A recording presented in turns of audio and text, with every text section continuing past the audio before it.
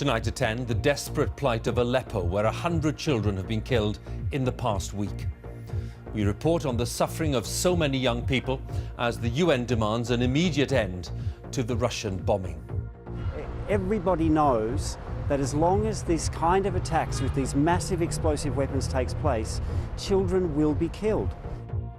And across the border in Lebanon, we report from the densely crowded camps where many have managed to escape. Those who've crossed the mountains from Syria behind me and arrived here in Lebanon find themselves carrying the trauma of war in a world where they're hemmed in by poverty. We'll have more on the latest demands that Russia and Syria end their bombardment of the city of Aleppo. Also tonight, a day of extremes on the markets. The pound hits a new low and shares hit a new high in the Brexit tumult. After just 18 days in charge, it's reported tonight that Diane James has quit as leader of UKIP. The biggest Caribbean storm for 9 years, Hurricane Matthew, has battered the coast of Haiti. Now, can I have a look at your CV? CV? You still don't get this, do you, Mr. Blake? And we talked to the British director of the film about a life on benefits that won the prestigious Palme d'Or at Cannes. Here, on trial for attempted murder, a 15-year-old schoolgirl who had a kill list denies stabbing her friend, and a warning about button batteries after the death of a 2-year-old girl who swallowed one.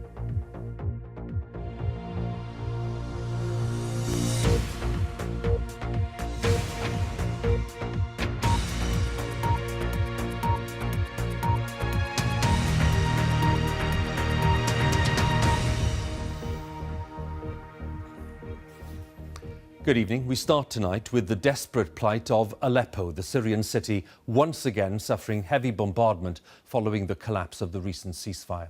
The United Nations has called for an immediate end to the bombing of eastern Aleppo by Syrian and Russian forces. The latest official figures show that more than 100 children have been killed in the rebel-held areas in just over a week. Our special correspondent, Fergal Keane, reports on the growing tragedy of Aleppo's children. His report does contain some distressing images from the beginning. Tenderness.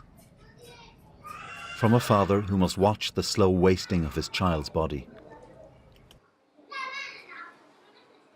Yahya Eskif, aged 11, was wounded in an airstrike, his stomach ripped open.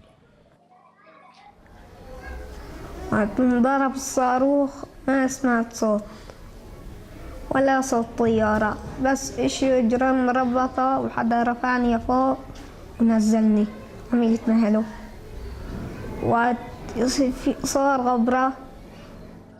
Yahya is trapped by the siege, a child starving because of the damage to his bowel and the absence of proper nutrition, and constantly wary of new bombing. Hospitals have come under sustained attack. With only basic facilities, doctors struggle. And 7-year-old Aboud Al-Zayed suffers. Good boy, we're almost finished, the doctor says. ومع استمرار هالحالة والحصار وما نقدر نرسل الريف ممكن إذا تحركت شظية تؤدي لشلل تام للأسف. Aboud is taken home. His grandmother wants to get him to Turkey. Listen to the sound of rockets landing before she speaks. بس بعدين والله بده يروح على تركيا طريق مقطوع يعني كل ما له صار في خطر على حياته. There's still an irrepressible longing for normality. Ahmed Fahan on the right is risking the walk to school with friends. The children are now taught in the basement, in the hope they might be safer from falling bombs. But really, nowhere in East Aleppo is safe. Ahmed knows this. He's already lost a close friend. كنا نروح على المدرسة في الصبح يعدي علي يصرخ لي نروح نشتري لبعضنا كاسات سحلب ونروح على المدرسة. إذا ما عنده هو قلم أنا أعيره، إذا ما عندي أنا دفتر هو يعيرني. كانت أيام حلوة كتير.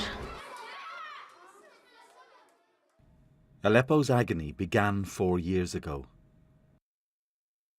but it has escalated dramatically. The city's east is a claustrophobic hell from which there is now no escape. Before the latest encirclement, many fled, children losing their homes and country.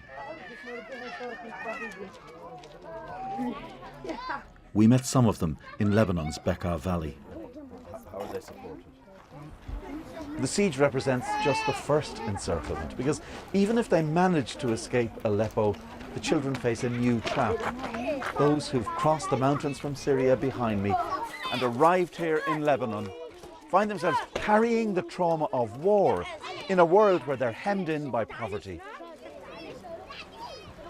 Widad Fardowsi arrived from Aleppo 3 days ago, crossing the mountains by night on a mule with a severe heart condition and now exhausted. She's joined her grandchildren who arrived with her son 2.5 years ago. Marwa is a cousin. Her father was killed by a sniper in Aleppo.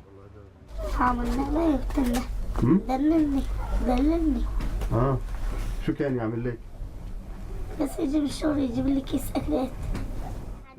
This is the paradox of memory. It offers comfort and pain. The old Aleppo family, where parents were strong, has been upended. Abdul Fattah cannot work because of injury. So his 14-year-old daughter Batul works in the fields all day, every day, to support the family.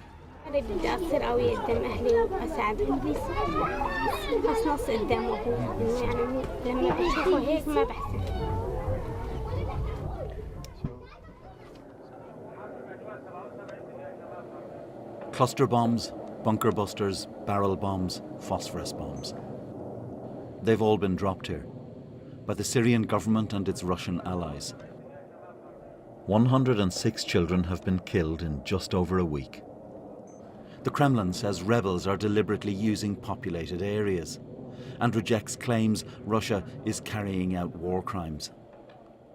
We are taking, as I said, most strict precautions to make sure that we don't hit civilians by any chance. If this happens, well, we are very sorry, but we need to investigate each and every accusation. I've never seen anything so blatant as these kinds of attacks upon children. Everybody knows that as long as this kind of attacks with these massive explosive weapons takes place, children will be killed. It cannot be denied that this will be the result, so these attacks should stop immediately. There are enough treaties, laws and promises to protect these children. The trouble is that nobody with power cares to obey or enforce them. That is the tragedy of the children of Aleppo. So, Fergal, tonight we're in the position again where the United Nations is demanding an immediate end to the bombardment of Aleppo. Are you detecting any signs that new initiatives are coming forth which may bring better results? We do know that the French and the Spanish are trying to push a motion to the UN Security Council which calls for an end to all flights over the city of Aleppo and the appointment of a UN truce monitor. Frankly, I don't think that's going to go anywhere. The Russians have already on 4 occasions vetoed moves that they saw as being an attempt to isolate or punish President Assad in Syria. They're not likely to agree to this. You also have to ask, for all the rhetoric of condemnation that has come from the West, what would, for example, President Obama be able to do? He knows that the American public, as indeed the British public, are opposed to further military adventures of any kind in the Middle East. So there isn't going to be public backing, for example, for a unilateral no-fly zone. He would have to ask himself, you know, is he going to put American pilots into the air over Aleppo to enforce such a no-fly zone and potentially risk clashes with the Russian Air Force and maybe prompting a wider conflagration?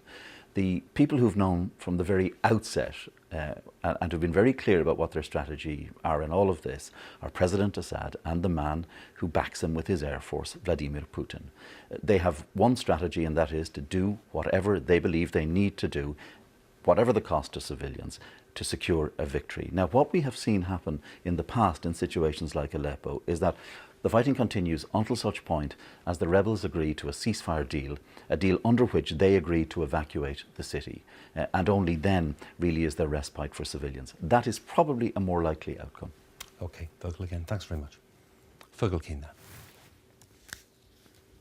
Now, the Prime Minister says that the economy remains strong despite concerns about Britain's exit from the European Union, though she acknowledged it wouldn't be plain sailing in the years to come. There was a warning today from the International Monetary Fund that economic growth in the UK will slow down next year. And in the financial markets, the pound sank to a 31-year low. Theresa May has been speaking to our political editor, Laura Kuensberg.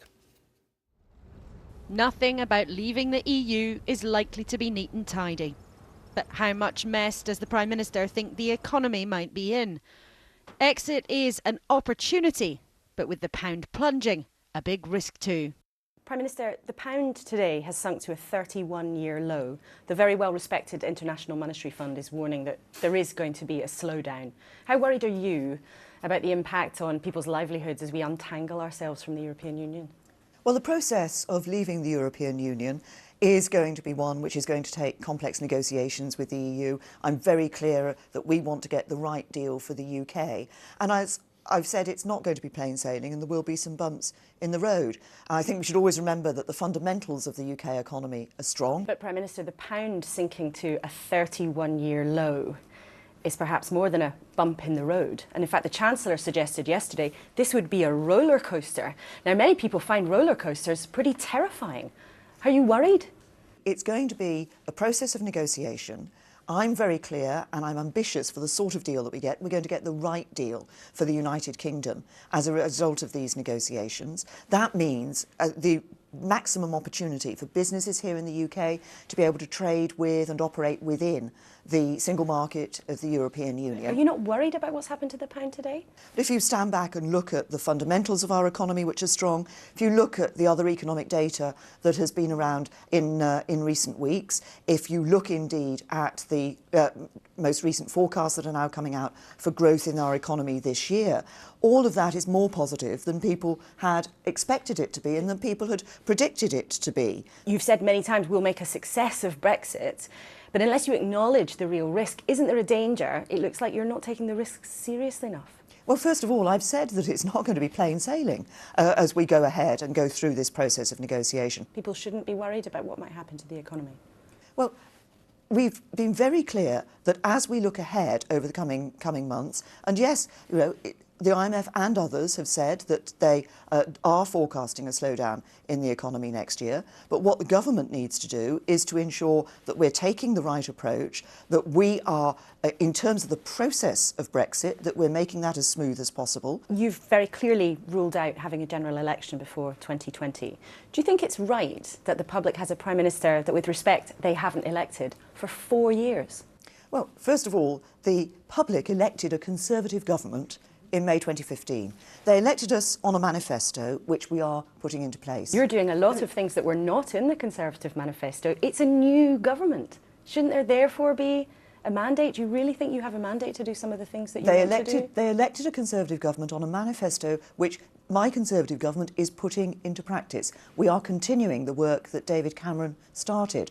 But of course circumstances have changed, because on June the 23rd we had a significant vote here in the United Kingdom. And of course government has to look at whether it needs to do any adaptations to respond to that. Now the first thing, of course, is to deliver on that vote, to say we trust the British people. It's only the Conservative Party that is saying we trust the British people, and we will ensure that Britain comes out of the European Union. And what we need is stability. You've talked about the economic situation, you've talked about markets. Actually, what markets want is stability, and a general election would give them instability. This week, the Prime Minister wanted her party to know she will take us out of the EU, but also to show a calm, brave face to the rest of the country. Behind closed doors, ministers just don't agree yet on how life outside the EU will look. Right now, perhaps Theresa May is only willing to provide one answer to the many questions. Laura Kuensberg, BBC News, Birmingham. Well, as we heard there from Laura, sterling dropped to its lowest level against the dollar for 31 years as investors reacted to details about the timing and manner of Britain's departure from the European Union. But as sterling fell, share prices rose to nearly record highs, as our economics correspondent Andy Verity reports. A strong government stance on Brexit goes in and a weak pound comes out. In spite of all the upbeat economic figures since the referendum, the currency markets are worried that tough trade negotiations will mean weaker economic growth, and that means a weaker pound. In just over a year, sterling has dropped by 20%, most of that since the referendum. It's now down to its lowest since 1985. Yet at the same time, shares in the biggest 100 companies on the London stock market surged, closing the day just shy of a record high. Why? Well, we're seeing equity markets benefit from the impact of loose monetary policy, i.e. interest rates globally remaining low. But as far as UK stocks in particular are concerned, because of the FTSE 100's makeup, where 3/4 of its earnings come from overseas, when those earnings are translated back into the UK, earnings levels are benefiting from the weakness of the currency. The weak pound has also acted as a stimulus to manufacturers and other exporters, making their goods cheaper for foreign customers to buy. In the short term, there's strong evidence that the weaker pound has been helping large parts of the economy at least as much as it's been harming. But traders here are looking to the future, and their calculation has to be that if there's less trade and less economic growth, then it's less worth holding pounds and investing in the British economy. In the spring, this post-Brexit future was expected by the International Monetary Fund to be pretty bad to very, very bad, with severe regional and global damage. Now they're forecasting that this year will be the fastest growing economy in the G7 group of industrialised countries. Would they admit they were wrong? I think it was wise of us to warn against those possibilities. In fact, I think it would have been malpractice not to think about those possibilities. And I would credit that preparation in part for the mild response that we ended up seeing. The forecast for the UK next year is a sharp slowdown. The anxiety is that restrictions on immigration could lead to new trade barriers that could make the whole world worse off. For now, though, that anxiety is a long way from being realised. Andy Verity, BBC News. Well, business leaders have expressed concern about the government's latest plans to reduce immigration, which were set out at the Conservative Party conference today by the Home Secretary, Amber Rudd.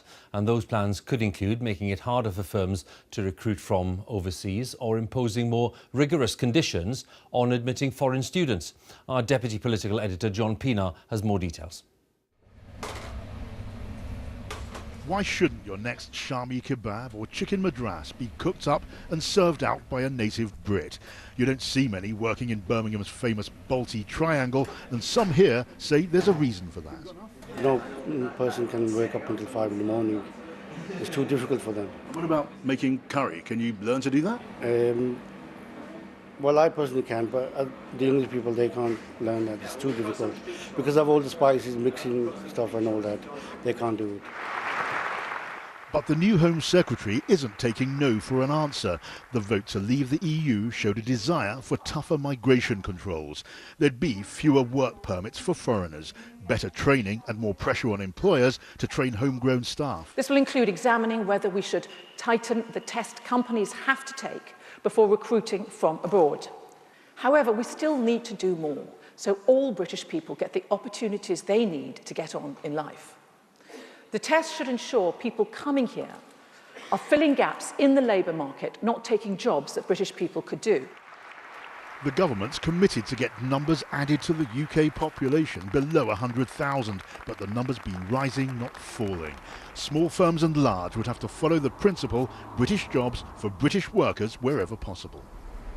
The plan to get many more British workers into jobs normally done by foreigners is an ambitious one. Homegrown workers often won't work for the low pay involved. There'd have to be a big increase in training programmes to make the difference in migrant numbers ministers want to see. And businesses say their main concern is just doing business, making profits, not helping to fulfil a minister's promise or a manifesto pledge. We need to invest, and businesses do invest, to the tune of £45 billion a year in skills development and training so that we have a workforce in the UK that can meet the skills need. But we have short-term skills gaps, and it is vital for businesses to be able to get employees from overseas who can meet those gaps in the meantime. Training British workers to do jobs they can't or won't do will take time, but ministers feel they can't afford to wait much longer before making a start. John Pienaar, BBC News, Birmingham. Well, after just 18 days in charge, it's being reported tonight that the UKIP leader Diane James is set to stand down. She took over last month from Nigel Farage, who resigned as leader after the referendum campaign at the end of June. Let's go straight to Westminster and talk to our political correspondent there, Alex Forsyth. What are you hearing then, Alex, about Diane James's decision here?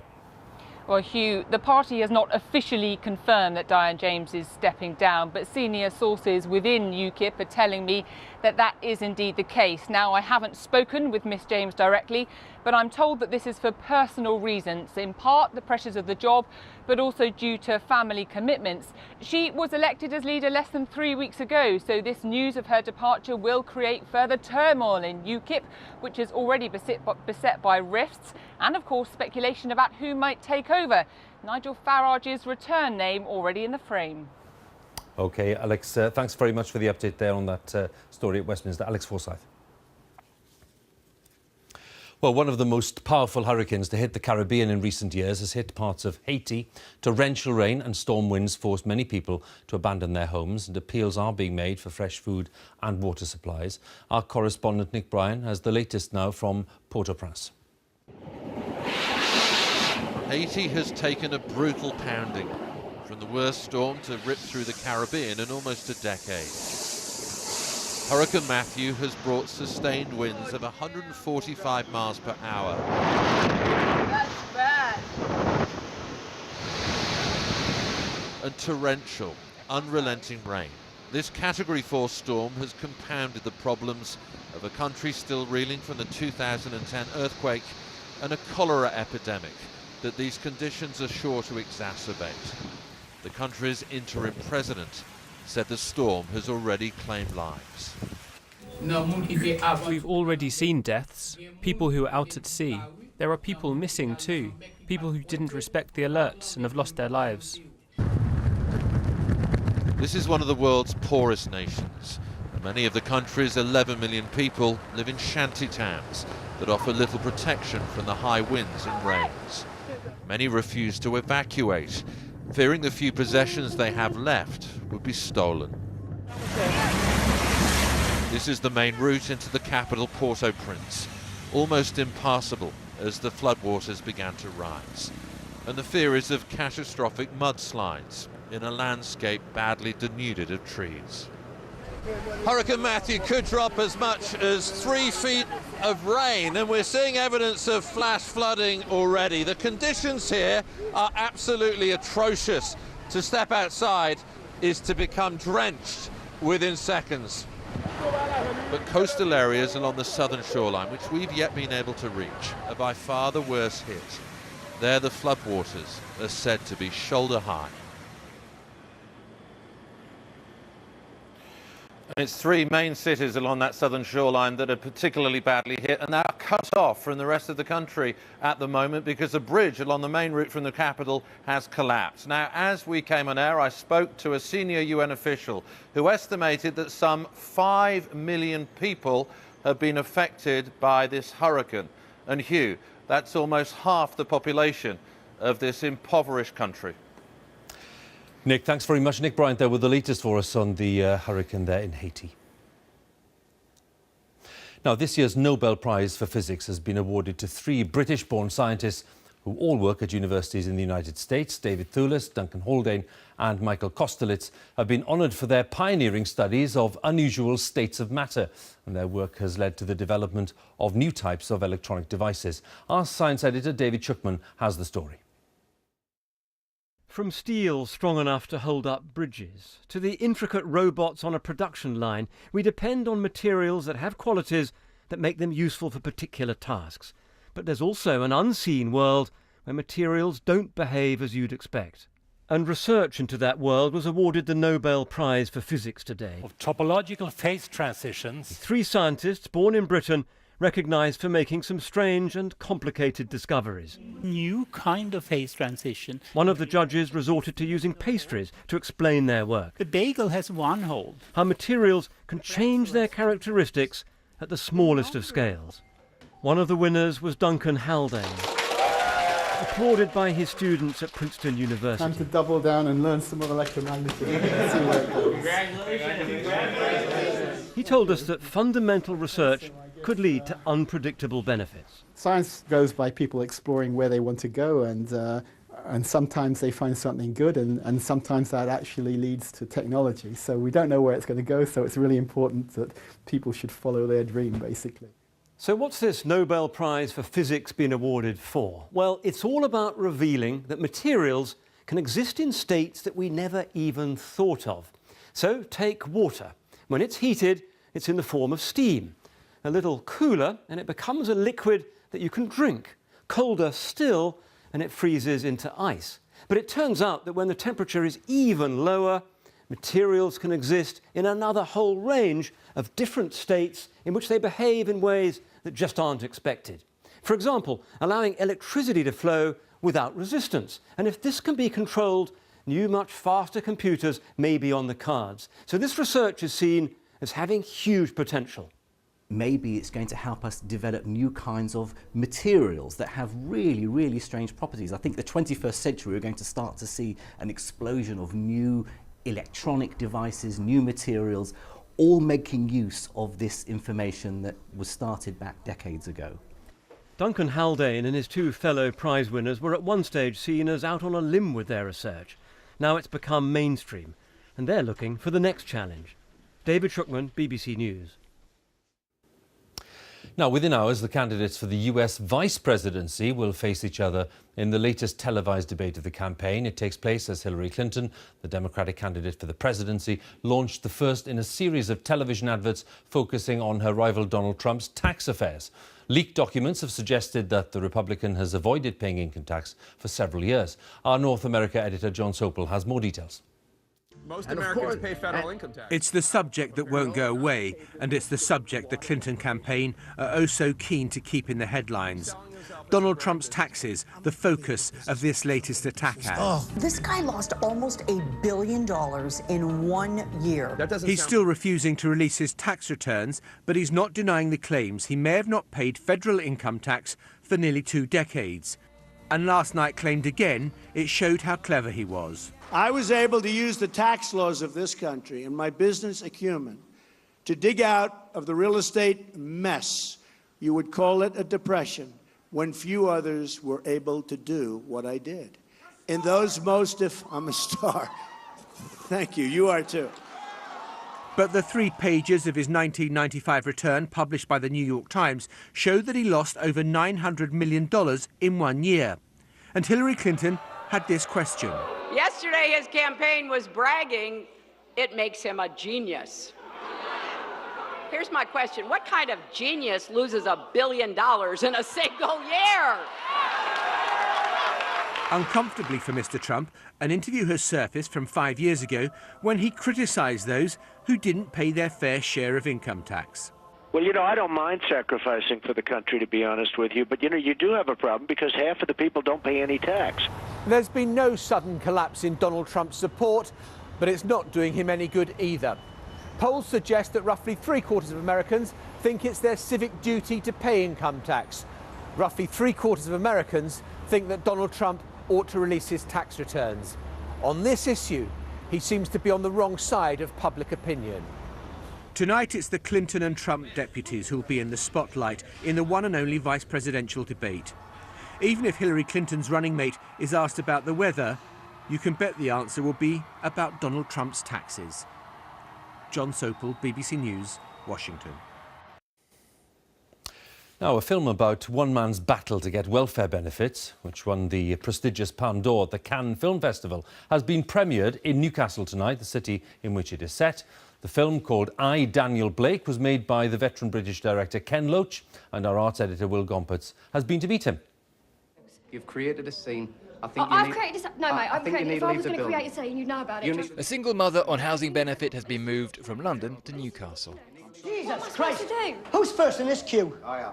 Queue mate of this young lass. Signs on first. Enter Daniel Blake, the film's 59-year-old eponymous protagonist. He is a joiner recovering from a heart attack who also finds the welfare systems designed to support him thwart him. A friendship is made in adversity. We were really lucky in that the 2 main actors have a great I think I'm saying it as the director, there's a great sensitivity and nuance, and there's a fragility to them, which I think is quite touching. Dan, this one's yours. Oh no, not for me, thanks. That's yours. All right. I mean, the film's about friendship, and it's about two people trapped in different ways in the same system. Poverty can be isolating. CV. You still don't get this, do you, Mr. Blake? This is an agreement between you and the state. Do you ever worry with your films that people won't go because they think, oh, it's a Ken Loach film, we know what he has to say, it's always the same old thing? Well, yes, I think it's not helpful, but because every story is different and people's situations different. I mean, I guess Jane Austen has a tougher time. You know, God, all she's telling us about is a vicarage. Well, actually, there's more to it than that. You're not having my kids. You're not having. Ken Loach made his name 50 years ago with the profoundly moving television drama Cathy Come Home. Cathy Come Home wouldn't be made today. It'd be stopped. It wouldn't even get beyond the script stage. Is there a problem for British directors and writers to get their work onto screen? I think it's a huge problem because it means that we're not telling our stories. Good film directors, good writers could tell our stories, and they're not being heard, they're not being commissioned. I think you said you were going to stop making movies. I said in a moment of weakness, and I thought, I'm not going to get through this again.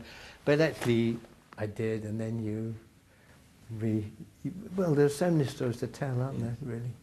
And it sounds like the 80-year-old director will continue to tell them. We hear it, and if you do it really realistically, it sounds right. Will Gompertz, BBC News, Newcastle. There's more of the UKIP leadership crisis on the BBC News channel in a few minutes. Here on BBC One, it's time for the news where you are. Have a good night.